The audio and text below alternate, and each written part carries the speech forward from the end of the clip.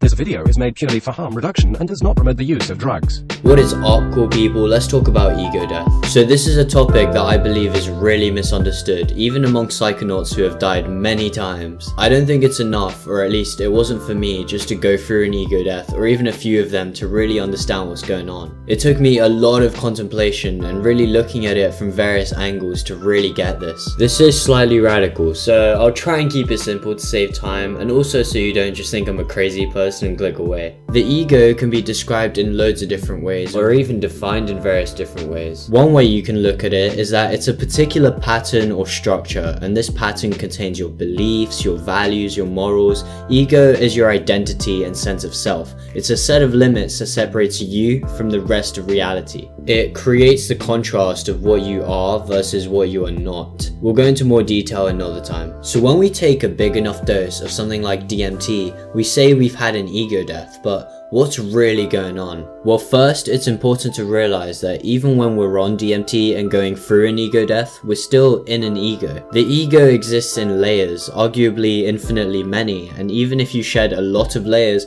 you've still got a lot to go. Notice how even in hyperspace, even though you've lost all sense of being a human, you still judge, you still create identities, you're still limited in some form. And whilst this isn't always the case, you can still double your dose of DMT, or you can try letting go more and allowing your ego structures to further dissipate, or just try 5-MeO DMT. This ego that you have when you're on psychedelics might not be as stable and static as the ego when you're sober. It's much more fluid, but it's definitely still there, it's just in a new form. So notice that what's really happened is that your ego has just changed form. It's died in the form it used to be and it's been born into a new form. An ego death is really the death of that particular set of limits that your ego was, or the death of that specific pattern. That means that this pattern that you identify as stops being in the particular form that it is and becomes a different form. Sounds good so far? If I take 10 grams of mushrooms, I'm almost guaranteed to have an ego death, but what defines what is considered an ego death? If an ego death is really just another way of saying a change in form of the ego, then we typically call it an ego death if the extent to that change is massive and radical. So if you go from identifying as a human to being a floating orb in fractal hyperspace, then you've died as a human. Ego death. But what if you only took 5 grams? You might still have some ego, but you still might not know your name, that you took a drug, or even understand English.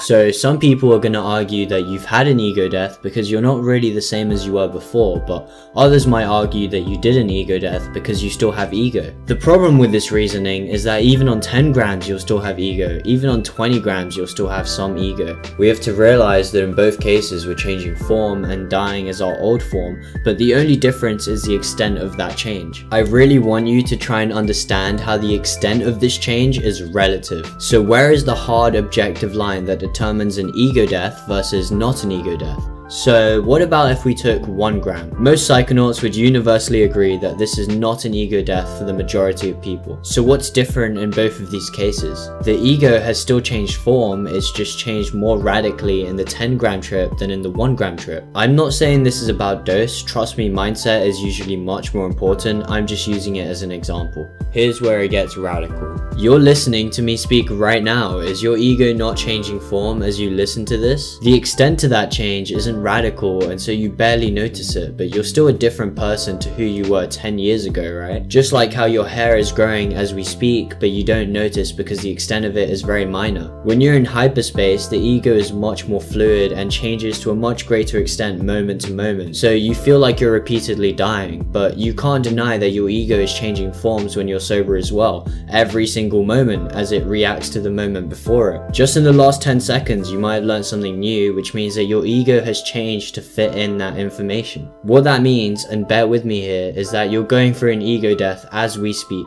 because moment to moment your ego is changing forms, which means it's dying in the form it currently is and then being reborn into a new form. This new form is so similar that you don't notice it, but it's happening regardless.